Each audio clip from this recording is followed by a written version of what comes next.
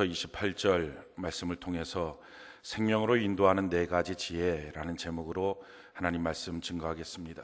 우리가 지금 생명길 시리즈로 말씀을 은혜를 같이 나누고 있습니다.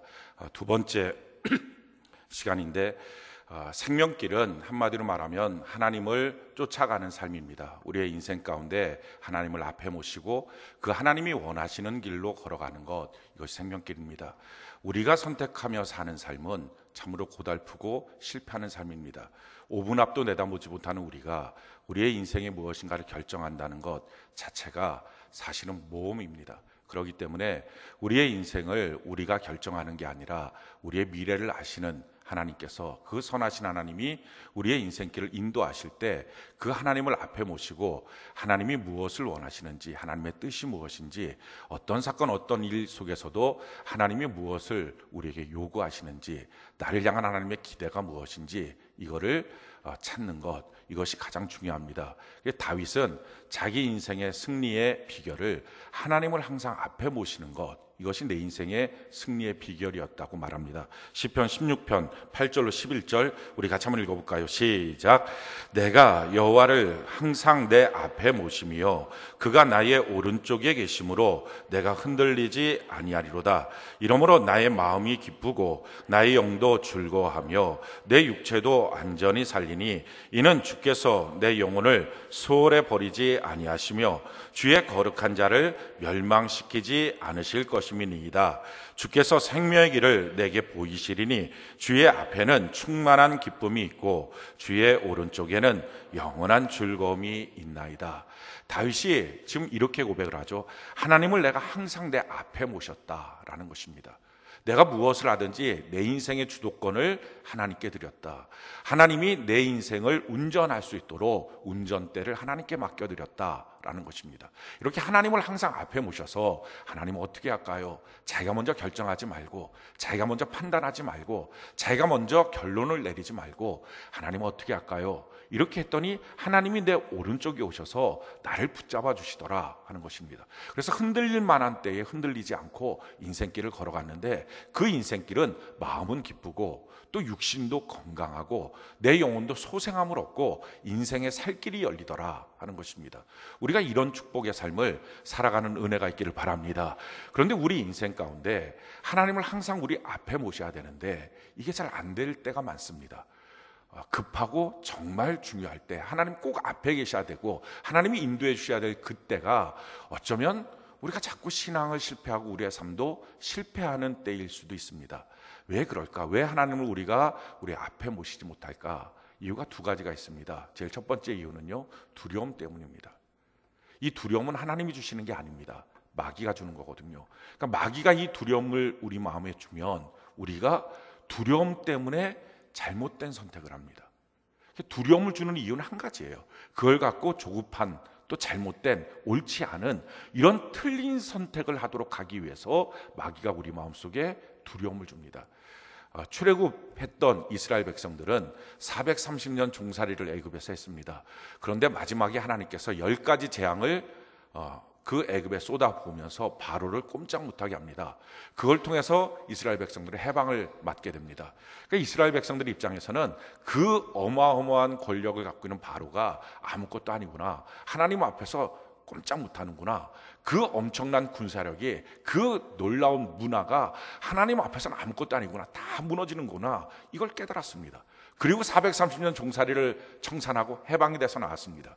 그런데 사람이라는 게참 그 육신의 힘이라는 게 큰 것이 430년 동안 대대로 이어져 내려왔던 종살이, 애굽 사람들만 보면 꼼짝 못하고 채찍에 맞을까봐 설설기는 그 습관이 그게 벗어나지가 않는 것입니다. 그래서 하나님께서 마지막으로 믿음의 삶에 대한 쐐기를 박으려고, 왜냐하면 이들이 가나안 땅에 들어가서 하나님의 제사장의 나라로 살아야 되니까 그 쐐기를 박으려고 마지막 하나님이 그들에게 믿음을 상승시키는 기회를 주십니다. 이게 뭐냐면은 앞에는 홍해고 뒤에는 애국 군대를 쫓아오게 만듭니다.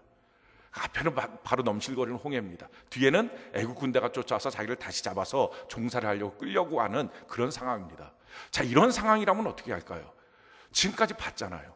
그 애국 군대 대단한 것 같지만 사실은 하나님이 재앙을 내리니까 꼼짝 못하는 걸 봤잖아요. 그럼 이렇게 대답을 해야죠. 하나님, 이제 눈에 보이는 것대로 내가 살지 않겠습니다. 이 보이는 게 아니고요, 나는 하나님을 믿습니다. 저들이 아무리 공격해와도 상관없습니다. 하나님이 우리와 함께 하십니다. 그러니까 됐습니다. 하나님의 구름기둥, 불기둥이 지금 우리와 함께 합니다. 그러니까 넉넉하게 우리는 이 문제를 해결할 수 있습니다. 나는 눈에 보이는 것으로 더 이상 두려워하지 않겠습니다. 하나님을 지금도 믿겠습니다.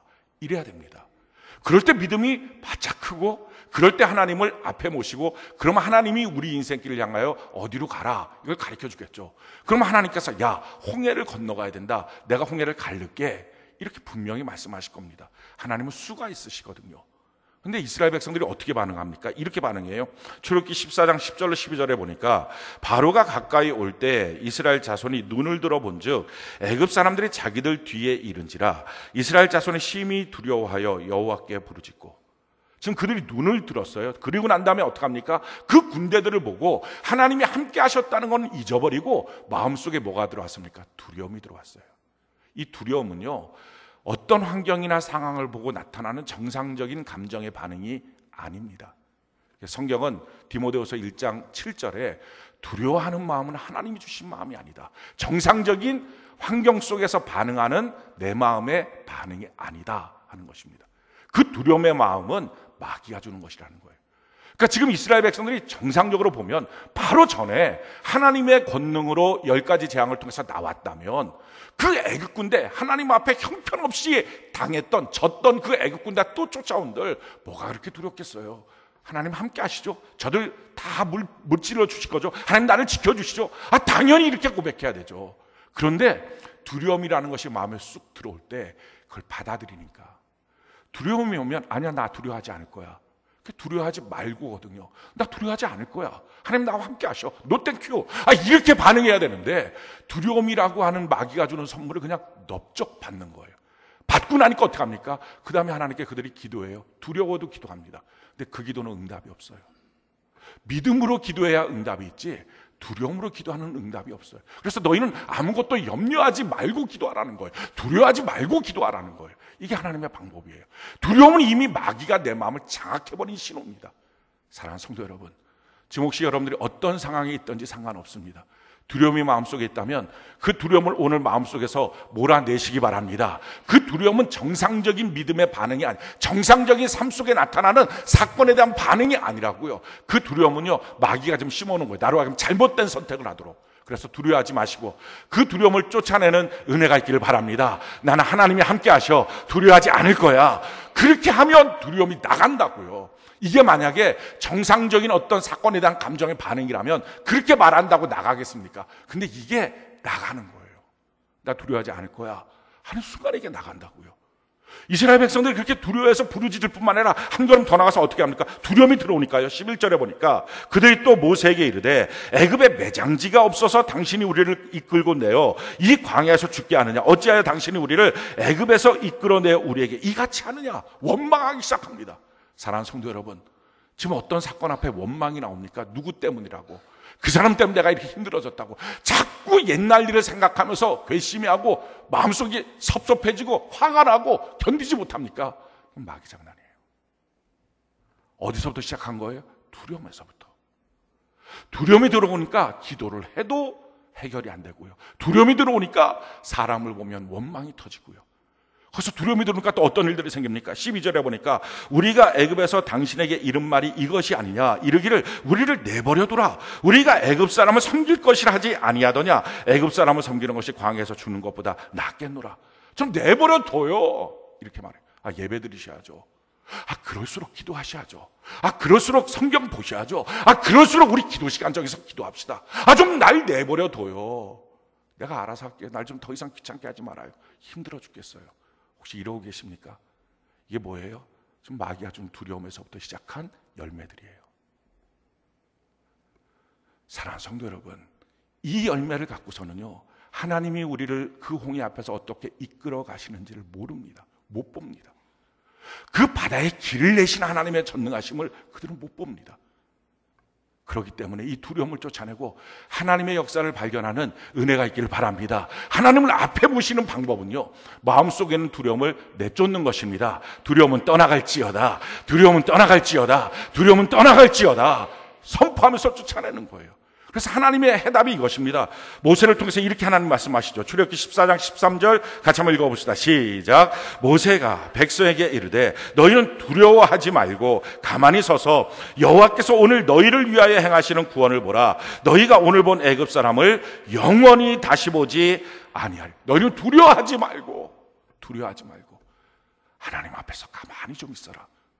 뭔가 바쁘게 정신없이 뛰어다니지 말고 그 문제 해결하려고 뛰어다니니까 더 미궁에 빠진다는 것입니다. 좀 가만히 있어라. 그리고 하나님 앞에 좀 서 있어라.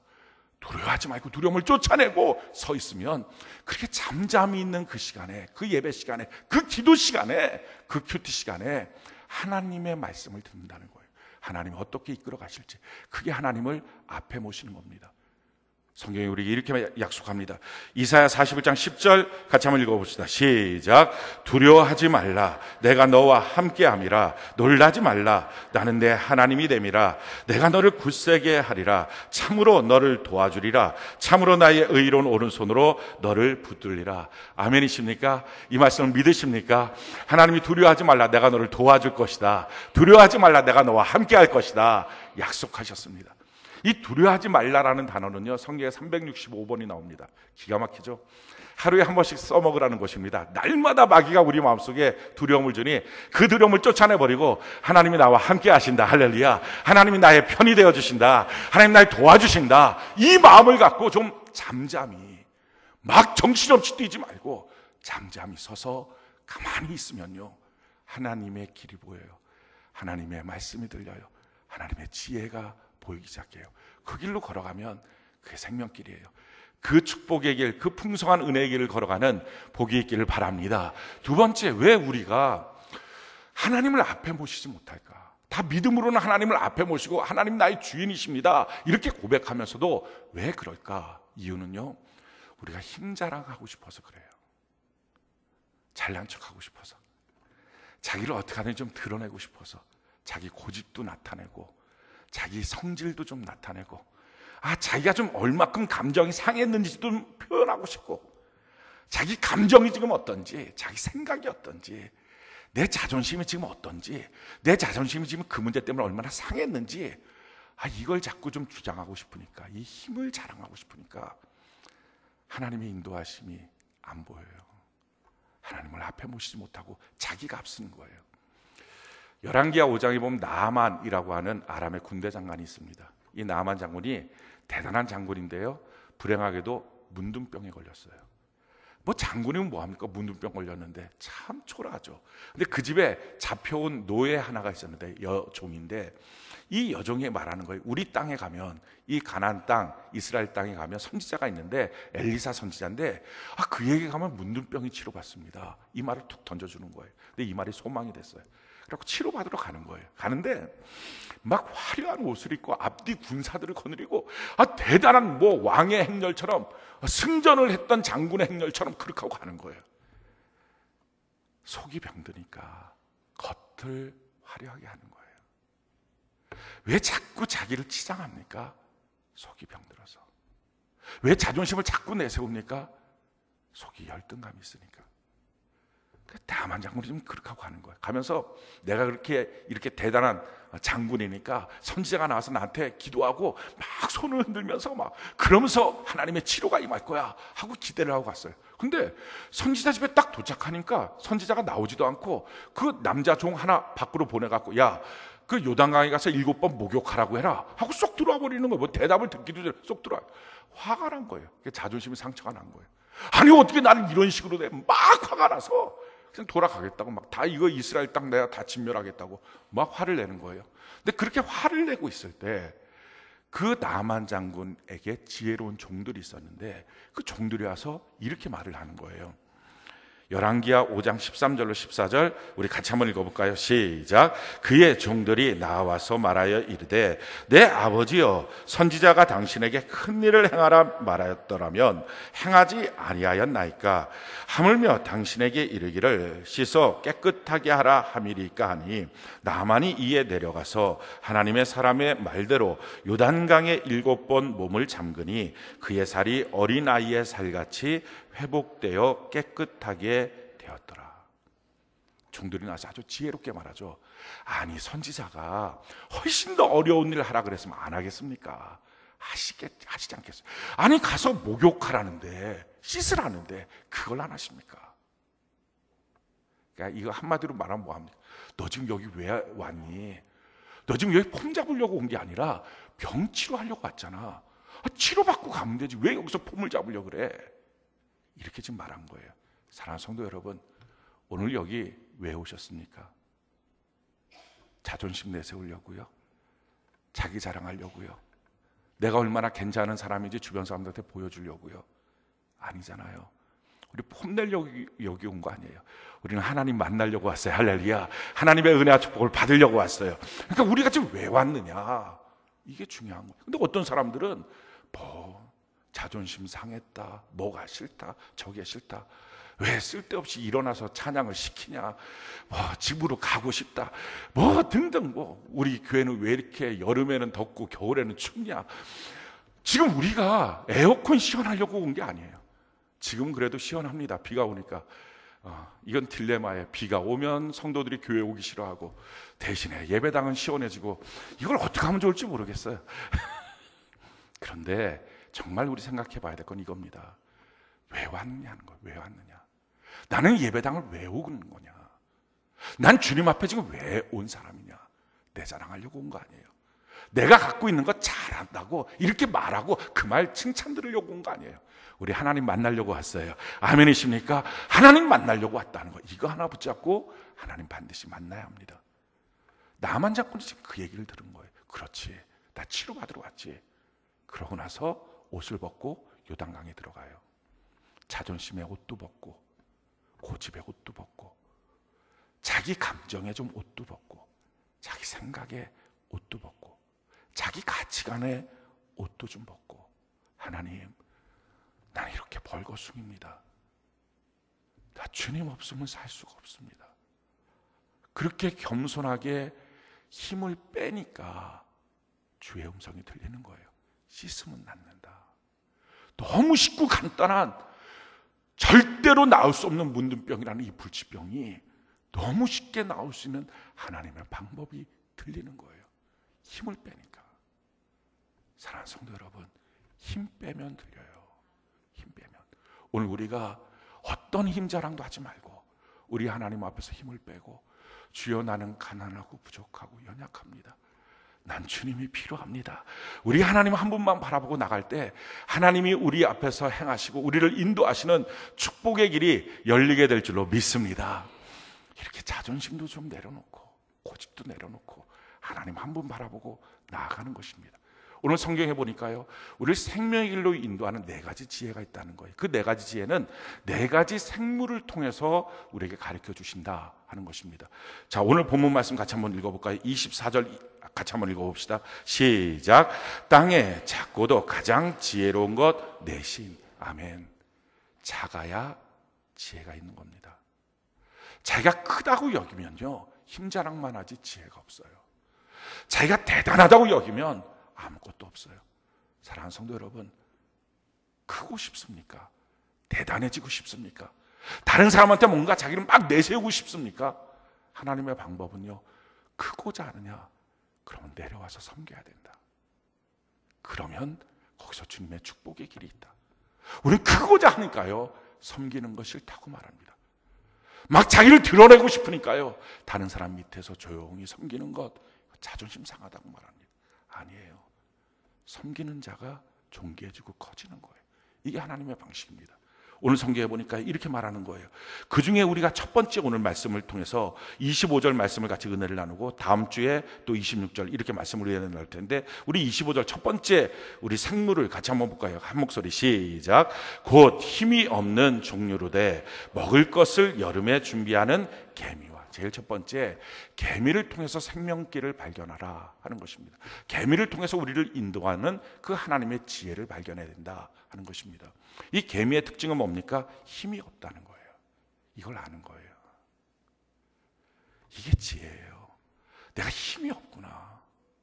나는 내가 사는 인생을 감당할 수가 없구나. 많은 사람들이 왜 하나님을 믿지 않습니까?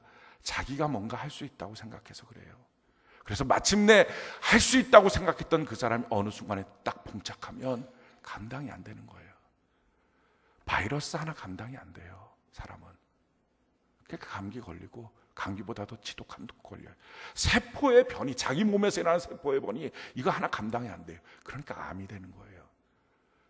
돈 모아놨다고 했는데 항상 자기가 모아놓은 것보다 더 큰 물질 문제가 생겨요. 그럴 때마다 자기가 얼마나 초라한지 느껴져요. 왜 나는 이렇게 가난하지? 사람들 앞에서 자기가 실력 있고 괜찮은 사람이라고, 자기 이런 자격증도 있다고 말했던 사람이 참 자기가 어떤 문제 앞에서 꼼짝 못하는 것을 보면서 무기력한 자기 자신을 발견합니다. 근데 그거를 문제 앞에서 발견하면 문제 때문에 죽는 거예요. 문제 앞에서 발견하면 문제 때문에 부도나는 거예요. 문제 때문에 발견하면 그 문제 때문에 가정은 깨지고요, 인생은 병들고 망가지는 거예요. 그거를 평범한 삶 때 발견하는 것. 내가 힘이 없습니다. 이게 지혜예요. 이걸 발견하면 어떻게 할까요? 내 인생에 그런 문제들이 있을 텐데, 내가 감당하지 못할 사건들이 있을 텐데, 내가 그것을 지금부터 잘 준비하겠습니다. 이래서 개미가 준비하는 모습으로 우리에게 지혜를 준다는 거예요. 우리가 우리에게 닥쳐온 인생 문제 감당 못합니다. 우리가 왜 평범한 날에 기도해야 될까요? 기도의 길을 내야 정작 문제에 있는 그날에 기도하면 응답이 있으니까요. 왜 우리가 평범한 날에 하나님 앞에 온전한 영과 진리 예배를 드려야 될까요? 그 예배의 길을 내야 우리 인생에 문제가 있을 때 그 예배 때 하나님을 만나는 거예요. 날마다 하는 큐티를 통해서 우리가 날마다 은혜롭고 기가 막힌 말씀을 받지 못할 수도 있어요. 그런데 날마다 하는 큐티를 통해서 어느 날 막막하고 어두운 날에 지혜의 하나님의 말씀이 들리는 거예요. 왜 이렇게 합니까? 내가 힘이 없는 걸 아니까. 나는 문제가 봉착하면 해결하지 못하는 걸 아니까. 그래서 준비하는 거예요. 사랑하는 성도 여러분, 준비하는 사람은 문제를 넘어가요. 문제를 이겨요. 문제 속에 절대 함몰되지 않고 문제 속에 하나님의 기적을 봐야, 할렐루야, 하나님의 도우시는 축복을 누릴 수 있어요. 준비하는 자들만이 누릴 수 있는 은혜입니다. 우리가 특별히 준비해야 될 것 많지만 그중에 두 가지만 오늘 말씀을 드릴게요. 제일 첫 번째 준비해야 될 것, 영혼의 때를 준비하는 것입니다. 누가복음 16장에 보면 청지기가 나와요. 근데 이 청지기를 예수님이 불의한 청지기라고 말했어요. 이 사람은요, 근본적으로 불의해요. 얼마나 불의했냐면은, 청지기는 자기 게 아니고 주인의 것을 관리하는 사람인데, 이 주인의 것을 관리하면서 자기가 유용을 한 거예요. 자기 멋대로 횡령을 한 거예요.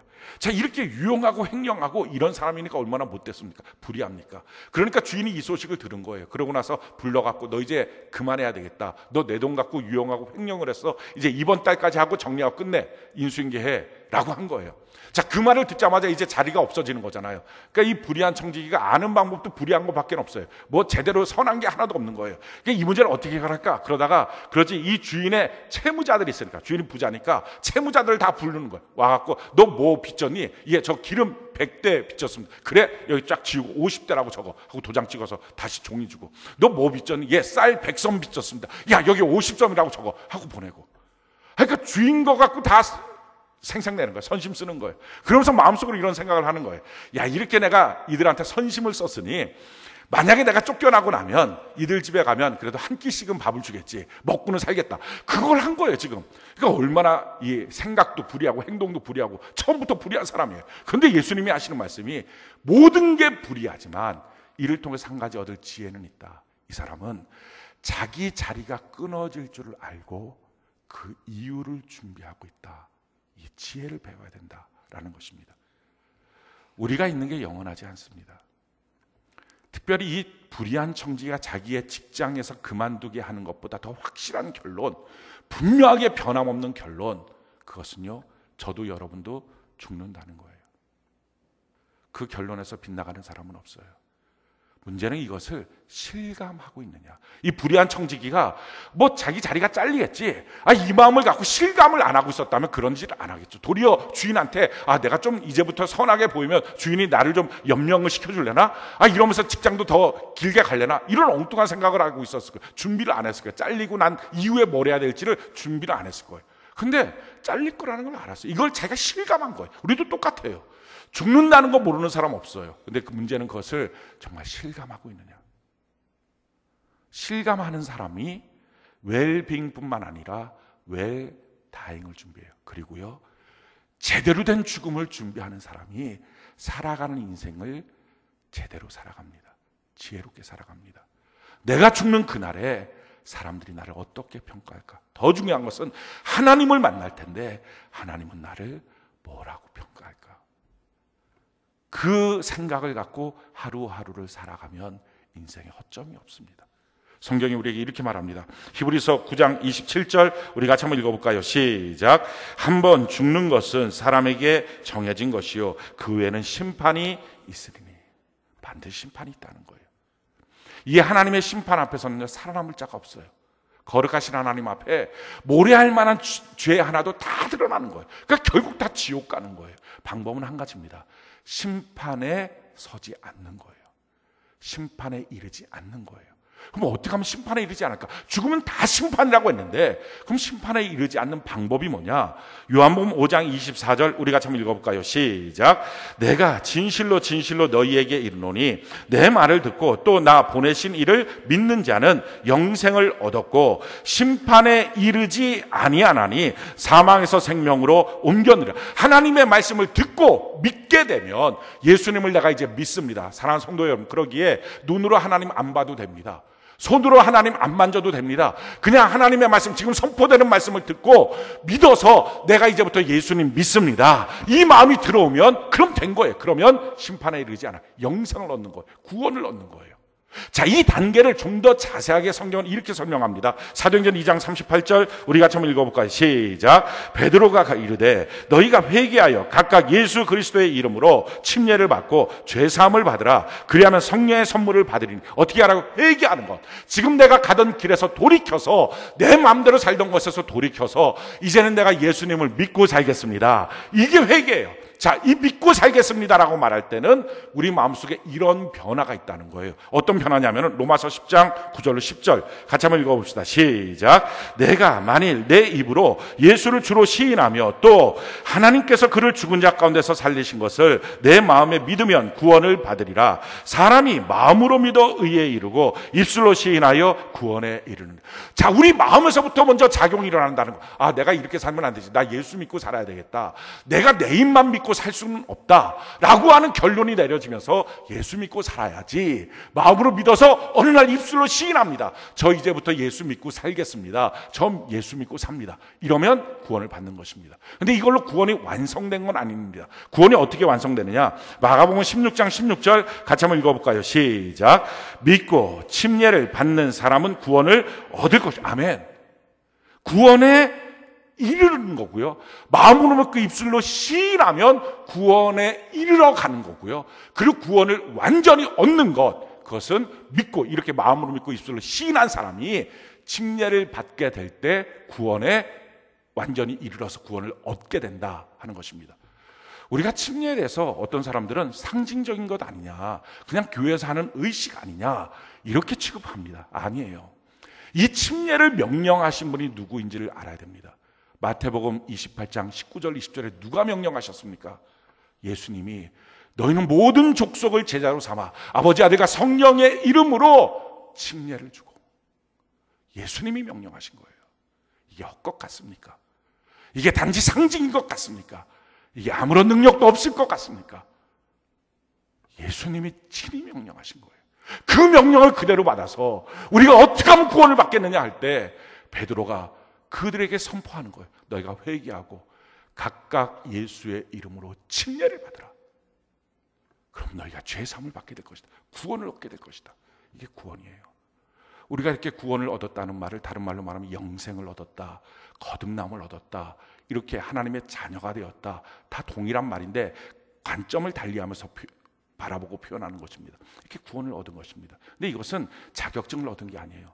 그냥 내 주머니에다 넣고 다니는 어떤 자격증이 아니라 거듭난 거예요.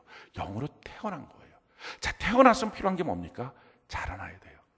그래서 성경이 우리에게 이렇게 말합니다. 베드로서 1장 10절로 11절 같이 한번 읽어봅시다. 시작. 그러므로 형제들아 너희 더욱 힘써 너희 부르심과 택하심을 굳게 하라. 너희가 이것을 행한즉 언제든지 실족하지 아니하리라. 이같이 하면 우리 주 곧 구주 예수 그리스도의 영원한 날에 들어감을 넉넉히 너희에게 주시리라. 예수 믿지 않는 사람은 심판을 받습니다. 예수 믿는 사람은 심판받지 않습니다. 구원을 받았으면. 그러나 심판받지 않기 때문에 모든 것이 무사통과 그게 아니라는 거예요.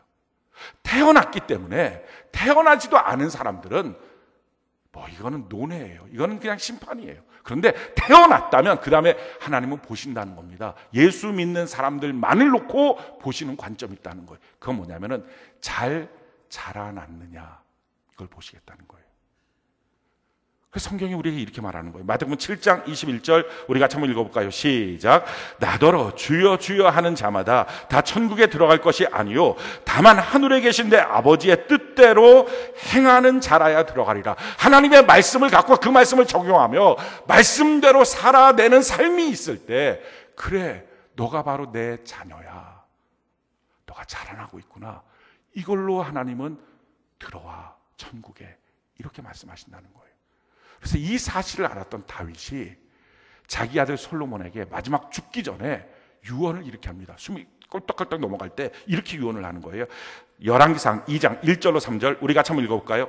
시작. 다윗이 죽을 날이 임박하매 그의 아들 솔로몬에게 명령하여 이르되 내가 이제 세상 모든 사람이 가는 길로 가게 되었노니 너는 힘써 대장부가 되고 내 하나님 여호와의 명령을 지켜 그 길로 행하여 그 법률과 계명과 율례와 증거를 모세의 율법에 기록된 대로 지키라. 그래야만 내가 무엇을 하든지 어디로 가든지 형통할지라. 지금 죽음을 맞이하고 있는 다윗이 이 죽음의 고개턱을 넘을 때 보니까 왕이라고 하는 직위도 소용없더라.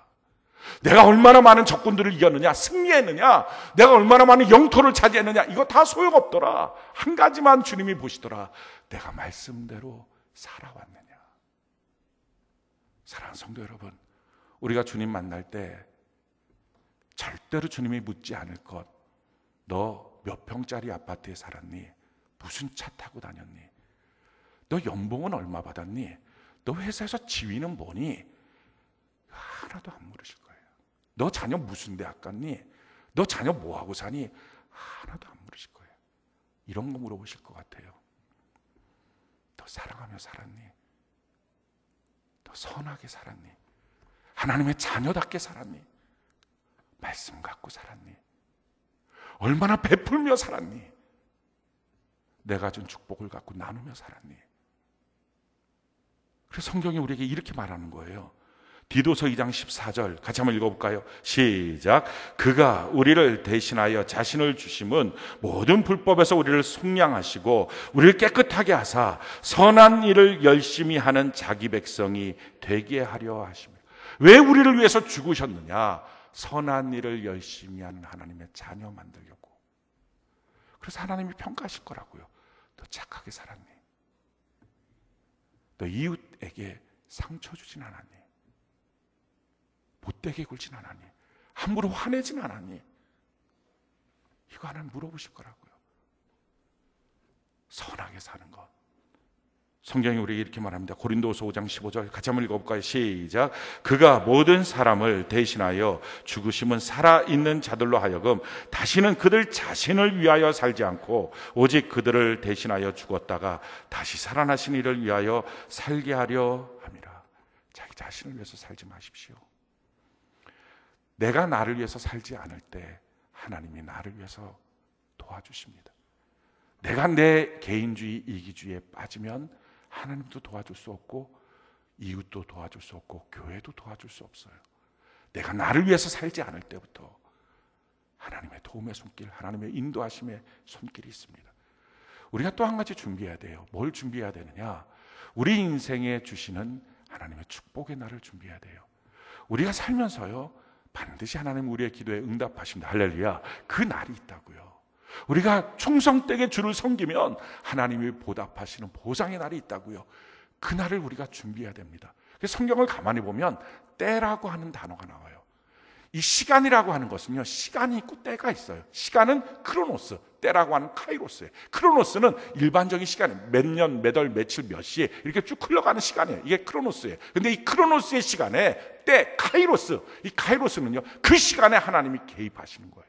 하나님이 들어오셔서 하나님이 하실 수 있는 역사와 일들을 하시기 시작하는 거예요. 이걸 우리는 기도의 응답이라고 말하고요, 이것을 우리는 기적이라고 말해요. 이 카이로스가 있다고요. 그래서 성경에 보면 하나님의 이 카이로스, 하나님의 개입하시는 그 때를 우리가 준비하면서 살아야 된다는 거예요. 성경이 이렇게 말합니다.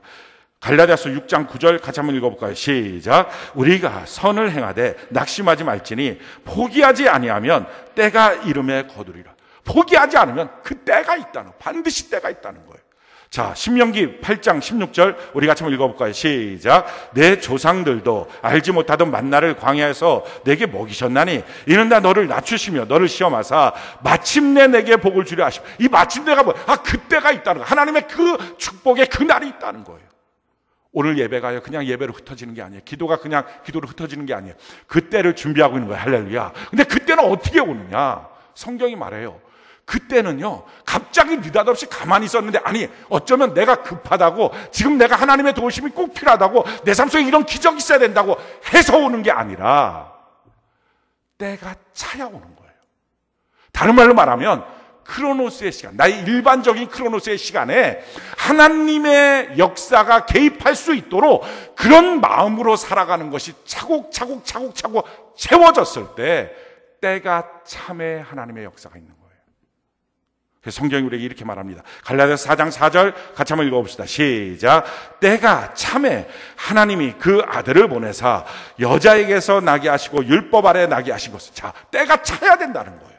사랑하는 성도 여러분, 그러니까 우리에게 하나님이 개입하시는, 응답하시는, 역사하시는 그 날이 있어요. 그 축복, 그 응답의, 기도 응답의 그 날이 있다고요. 근데 그 날은 그냥 가만히 있는 자에게 오는 게 아니고요, 급하다고 오는 게 아니고요, 그러니까 평범하게 지내다가 느닷없이 급한 일, 문제 생겼다고 막 갑자기 며칠 작정하고 기도하면 그러면 응답 오는 게 아니라, 그에게 응답할 수 있도록 아구까지 물이 차듯이, 항아리에 물이 차듯이 차야 된다는 거예요. 임신한 여자가 하루하루를 아이를 자기 배에 넣고서 살잖아요. 부대끼면서 사는 거예요. 그 살아온 날이 차곡차곡 차여지면 어느 날 10달이 되면 그 날이 있는 거예요.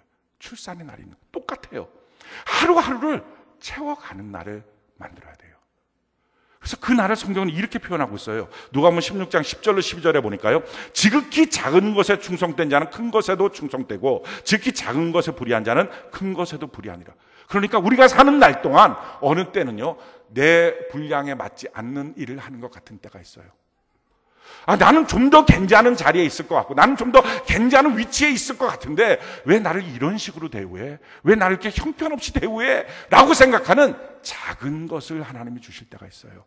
근데 그 작은 것을 차곡차곡 채워가는 것이 축복의 큰 것이오는 그날의 카이로스가 있는 채우는 거예요. 그 다음에 또 뭐가 있다고요? 너희가 만일 불의한 재물에도 충성하지 아니하면 누가 참된 것으로 너희에게 맡기겠느냐. 하나님이 우리에게 주신 물질이 있어요. 그것이 우리가 생각하는 것보다 분량이 작을 수 있어요. 그래서 하나님이 이거 갖고 한 달 못 살아요. 그래서 어떤 사람 투잡, 쓰리잡 합니다. 그거 하지 마십시오. 그 돈 더 벌어서 사는 게 아니라는 거예요, 지금.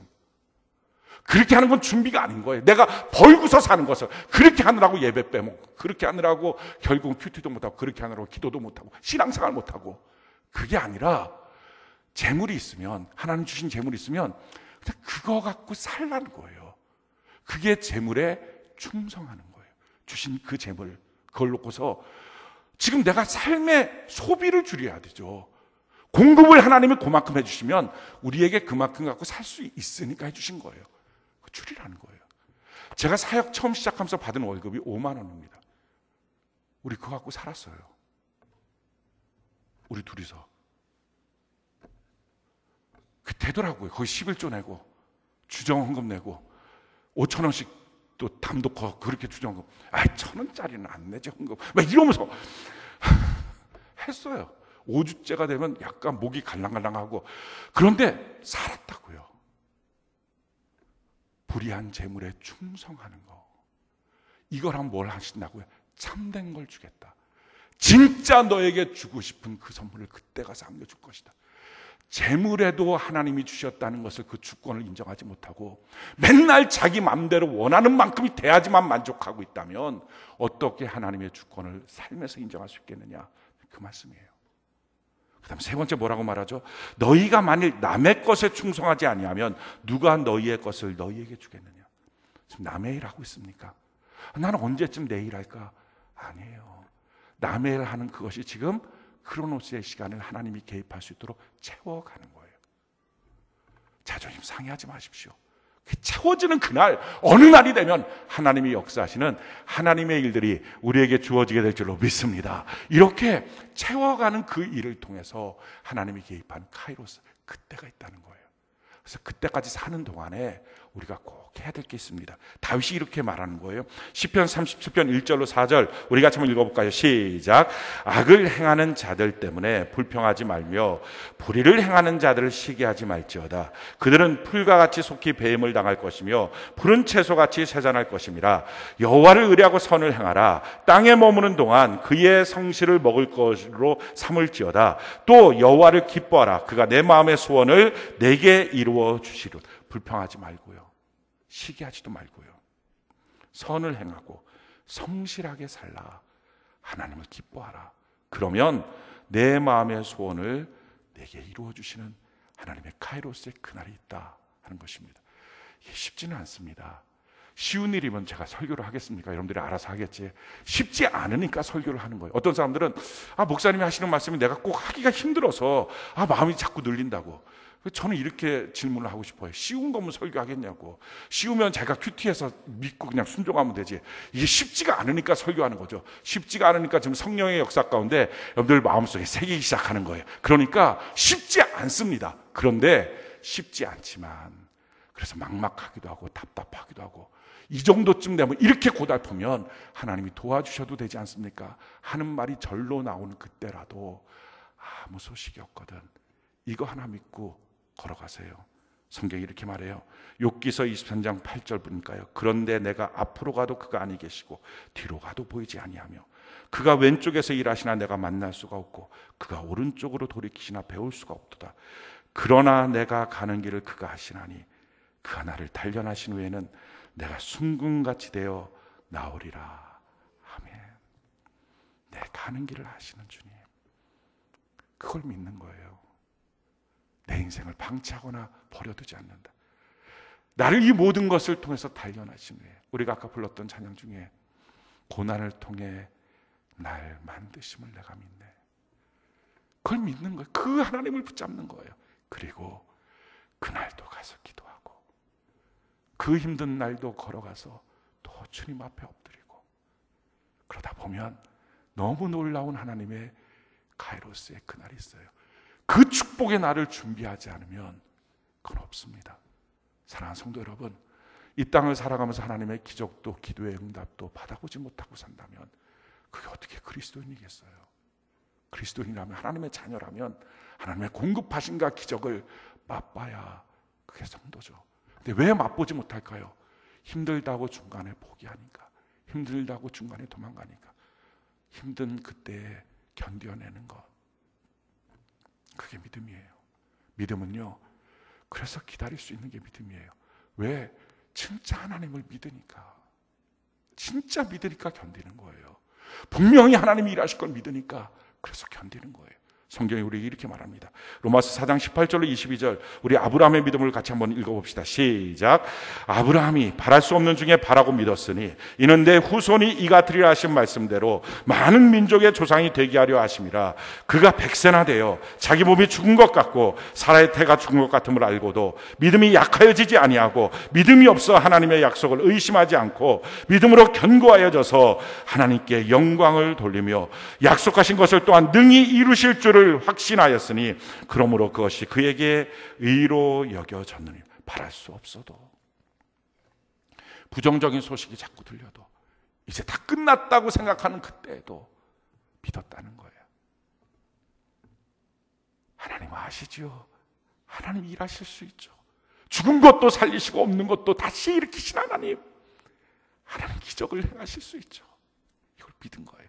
믿었더니 하나님이 의로 여기셨다라는 말은 너 참 고맙구나, 날 이만큼 인정해 주는구나 하셨다는 거예요.